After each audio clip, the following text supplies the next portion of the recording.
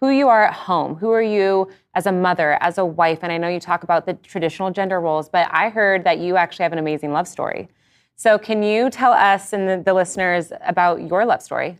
Yes, I have such an interesting how I met my husband story, because nobody ever hears a story where somebody meets someone and then 18 days later they're engaged. And that is exactly what happened with me and my husband. Had never laid eyes on him, had never met him, had never You didn't know what he looked like? Didn't know what he looked like, nothing. Wow. And it was totally a God thing. It really was. I was working for an organization called Turning Point at the time, and I bizarrely kept saying to Charlie, who's the founder of Turning Point, like, we should go to the UK. We should go to the UK during the busiest time of year for us here in the US. I was like, we should try to get like a Turning Point established in the UK. He's like, not right now. Long story short, I take his credit card and I book us to the UK, which I've never done before. Charlie had an assistant that handled all of the travel stuff, and I was so insistent on getting there. And we had an event that was set up for us to just kind of speak in front of a room full of reporters and people that were interested sort of in this conservative movement that was happening in America. And my husband now was in attendance. And I promise you, while I was on stage, we had locked eyes, and I was just like, wow, that guy's really cute. Like, you know. And what's funny now is that at our engagement dinner, his best friend, who was the best man in our wedding, read the text messages that George sent to him while I was on stage, and he was like, that's my wife. Stop. Yeah. You need to like frame that. We both instantly knew that, you know, something was happening.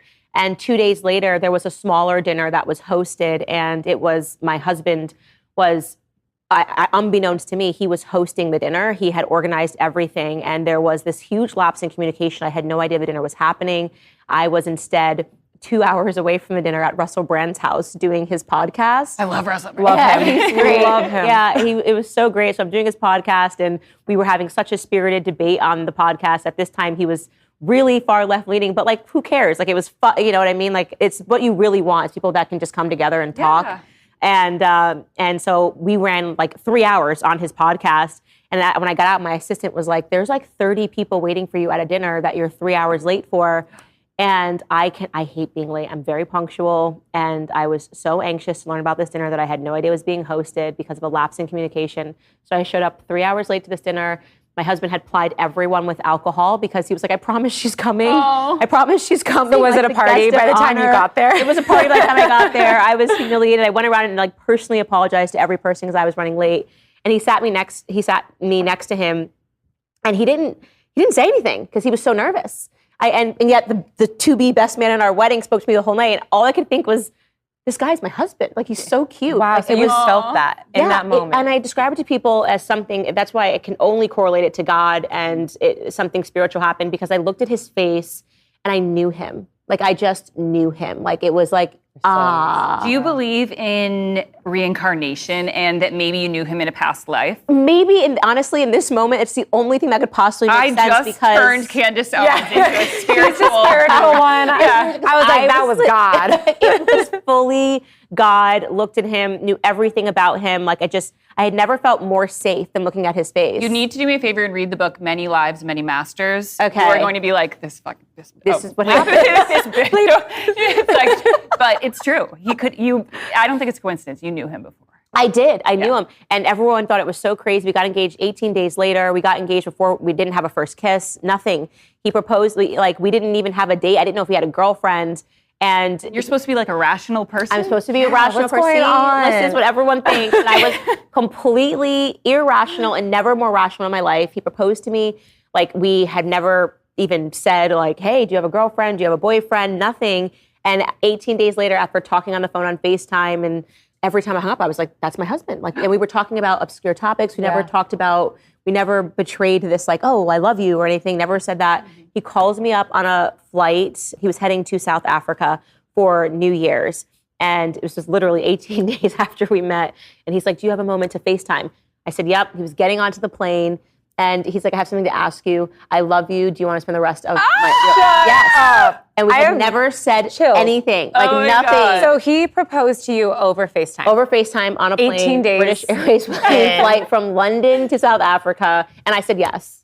Oh, wow. My God. Crazy. Okay, I have to ask you. So your father-in-law, Michael Farmer, is the Right Honourable Lord Farmer of England. Okay, so married into British nobility. Do you ever feel the type of prejudice that we might have heard from maybe like Meghan Markle, who also is a woman of color who married into British aristocracy? She's barely a woman of color, but I guess everyone. She said it, not me. Everybody's reaching these days. Everybody's doing the 23andMe to see if they can play the black card. So we'll let her 23andMe it. But no, actually. And so, yes, it was a lot for me to learn. He sits in the House of Lords. So his mother is a lady and his dad is a lord. I'm actually entitled now, people. Oh. Actually, I didn't like in my intro. You forgot to say the honorable. Sorry about that. I did not introduce you properly. It makes me sick when people don't. But yeah, so it was, for me, I was so nervous meeting them. First and foremost, hi, we're engaged. You've never heard of me. That is not, it was a lot to go through.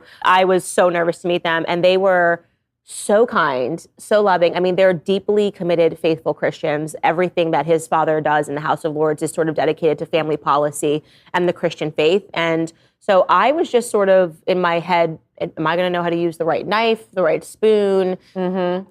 Is this going to be like a movie?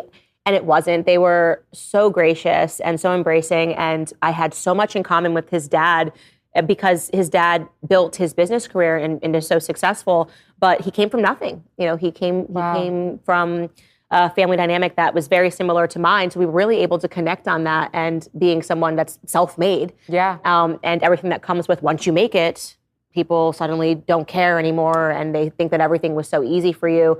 So they have always been so amazing to me, and it was the exact opposite. I love England. I'm the antidote to Meghan Markle. I love the English culture. I love the rules. I wanted to marry into and understand his culture. When we got married, we combined the cultures. I didn't want to say like... Isn't that what you're supposed to do in a relationship? Is see the beauty in who people are and where they come from, and no matter what that means. It's very weird when people want to train that out of somebody. I wanted to learn everything about the UK, about its history. I didn't understand the love for the Queen, and now I understand what she actually represents, or what she represented rather, to the British people. And that's my nature, though. I'm curious about things, and I don't just excuse it when I don't understand it. I just want to understand the phenomenon of this. Why do some people love this? Right. Rather than just saying, oh, it's you're all this or you're all that or you've got it wrong. So everything just lined up perfectly.